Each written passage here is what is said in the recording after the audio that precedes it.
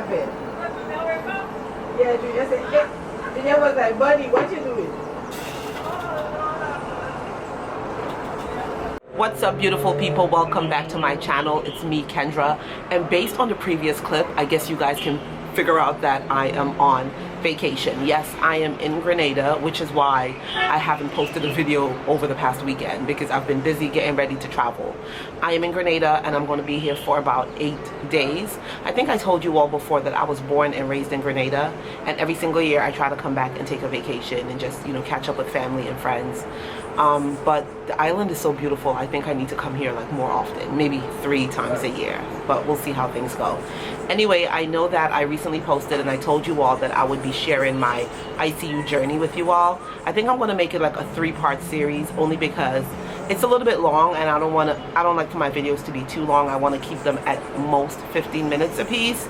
So this will be the first part. Let's go ahead and jump right into it. Let me just also say that it is kind of noisy out here. We live not too far from the main road, so you can hear a lot of the background noise. And people are passing to go to work because it's about 7:30 in the morning. And then there's like the local people that's out and about in their yard. For example, you hear that noise? That sounds like somebody like cutting a piece of wood with like a chain, with like a saw, a manual saw or something like that. So I'm gonna have to wait to film again. The reason why I don't want to film on the inside of the house is because the lighting is not that great, and I did not carry a ring light with me because I just had too much stuff already in my suitcase. So let's go ahead and get into it. You're a bedside nurse and you're working in direct patient care. We already know ICU is like the highest level of nursing in every single institution.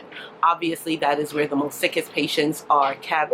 It is where, when patients are most critical, that's where they're housed, in the ICU units. The nurses in the ICU do a whole lot of monitoring. They work closely with the physicians. They work closely with other members of the healthcare team to ensure positive outcomes for the sickest patients in the hospital. So we're all aware of that as nurses working in the hospital, right? We're also very aware that ICU nurses can be a little bit obnoxious at times. I say so myself as an ICU nurse, even though I am not that way. But we all know ICU nurses can be a little bit obnoxious. They can be a little bit short, direct. They're always like, just bring the patient, or the patient's not that sick, why is the patient even coming here, or can't you guys handle that on your floor? We know that there's this attitude. There's definitely this thing between ICU nurses and floor nurses. We're already aware of that. So I decided that I had done a whole bunch of other areas in the hospital. I mean, with the exclusion of the specialties. I have worked in med-surg, I worked in telemetry, and I also worked on the IMC unit. And I decided that, well, you know what, it's time for me to step up my game in my nursing career. Let me go ahead and apply for the ICU. When I applied for the ICU, I had already been a nurse for 5 years, and I was a staff at a local hospital. So I applied for the ICU within that same hospital, thinking that, okay, well, they can look back and see that I had been a CNA all through nursing school. They paid for me to go to nursing school. I used the tuition reimbursement, used it all up. And once I graduated nursing school, I worked in that hospital for, like I said, 5 years. So now I'm applying for ICU. It really shouldn't be a no-brainer. Like, they should really accept me. I don't have any human resources issues. My record is clean, so on and so forth. I submitted the application for ICU, and within a couple of days, I got a response from the recruiter saying that she needed some references. I submitted 3 references to her, all within the hospital. I submitted a managerial reference. My clinical nurse specialist for the unit I was on submitted a reference. And I think like one of my peers, one of my colleagues submitted a reference. So everything was sent over to her. The recruiter received it. And then she said she would talk to the manager and schedule an interview for me. Got another email saying that the interview was scheduled and I was given a date for the interview. Of course, I'm nervous. I'm like, oh my goodness, I'm going to interview for the ICU, so on and so forth. Now, the reputation back when I applied for that ICU, and I'm pretty sure a lot of you are familiar with this, maybe, maybe not, but ICUs had a very homogeneous look. And I'm not going to beat around the bush with you.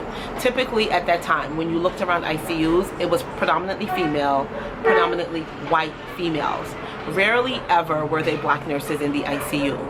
On night shift, you had a few Filipinos, but predominantly on day shift, ICUs around in that hospital and around the area in which I lived, ICUs were predominantly white. So when I told a few of my friends that, hey, I applied for the ICU and I had an interview, they were like, girl, why are you even wasting your time? You know that they don't let us into ICUs. And I was just like, whatever. Like, I've been at this hospital, I have a pretty good reputation. I don't see, for whatever reason, they're not going to like accept me. I know I'm going to interview well because I usually do, and I don't see any reason why. So 2 days before I was supposed to have the interview, I checked my email, and the recruiter emails me back saying that she had to cancel the interview and didn't give me any reason why the interview was canceled. So I am like, wait a minute now, like, you canceled the interview, like, for what reason? So of course I got on my it was on the phone. Yeah, at that time, yeah, I had an iPhone at that time. So I responded to the email and I was like, you're canceling my interview, but you didn't give me a reason. What is the reason for me for you canceling the interview? She never responded. The next morning she responds to the email and she was like, oh, I'm sorry, I was just really busy, or whatever the case is. She was like, well, the manager, I'm not going to say the manager's name, let's just call the manager Susie. Well, Susie, the manager, decided that she doesn't want to interview you. Again, no real reason why Susie, the manager, does not want to interview me. So I responded again with an email. I'm like, you know what, do you mind just giving me a call, because I really need to understand. I need for you to explain to me why she does not want to interview me. I don't think she called me that day. She didn't even respond to the email. It was the very next day the recruiter called me, but I think I had to email her again, a follow-up email, like, ma'am, I emailed you asking you to call me and I still haven't heard from you. So she eventually calls me and she was like, yeah, Kendra, I just want to apologize to you that Susie declined to interview you. And I was like, okay, for what reason? Well, she went around the hospital and she inquired about you, and a lot of the responses that she received, they weren't positive. So she just said she doesn't want to interview you. So I was really confused. So once I got over the initial shock and disgust that these people were saying that they weren't going to interview me, I spoke to my mentor, who worked in the hospital as a clinical nurse specialist, and I told her what happened. And she was like, what does that even mean? So she said, don't worry, let me go ahead and do some investigation around the hospital and I'll get back to you, right? So my mentor went and she asked around. She asked, I think, one of the directors. So I had worked on a med-surg unit for a number of years as a tech, and then I also worked there as a nurse. And there was a specific director for that area. So my mentor went to that director and said, hey, one of our nurses who was a tech here, who is now working on the IMC unit, applied for the ICU, and she's being told that she's not going to get an interview. The director tells my mentor, she was like, yeah, I heard about that. As a matter of fact, the manager came to me and spoke to me, asked me about Kendra Isaac. And I actually told her, like, yeah, I don't think she would make a good fit for the unit because she has attitude. This is what the director lady told my mentor, that I had attitude. What does that mean? What does that really mean, right? My mentor came back and she told me, girl, I spoke to such and such, and she told me that the manager for the ICU did inquire about you, and the director told the manager that I had attitude. That is what my mentor is saying to me. She's like, they're saying that you have attitude. She said, I don't know what that means, but my mentor did say to the director that that was very unprofessional of you to even say that about one of our former nurses. And you know, it just wasn't the right thing to do, because I had been at this hospital since 2003. I think I started at the hospital, and now here it is 2015. Yeah, I started at the hospital back in 2005. I started at that hospital in 2005, and I did 5 years of nursing school, like 4.5 years of nursing school. No, nursing school was about 5 years, because my prereqs took me 2 years and my nursing program was a 3-year program. So I did 5 years of nursing school, and then I had worked for 5 years as a nurse. So I had been in that organization for 10 years and never had an issue, only to find out now that my reputation is being tarnished by a director, who of course happened to be an older white female, that told the manager of the ICU that I had attitude. So anyway, I decided to resign.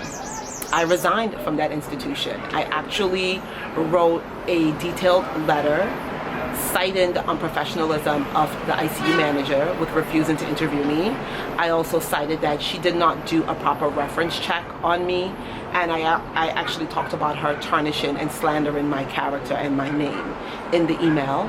And in the resignation email, I not only sent it to the recruiter, I also CC'd, and this is important, guys, remember this, I also CC'd the ICU manager and the CNO, the chief nurse officer at the hospital, my resignation letter. So I resigned from that hospital because I was too disgusted to even continue working there. I resigned, and I actually went into home care for a little while. So there's more to the story because my ICU journey continues. Anyway, guys, thank you guys for watching. I will continue recording while I'm on vacation. I'm also going to share some of the sightseeings in Grenada with you all because Grenada is just an amazing country.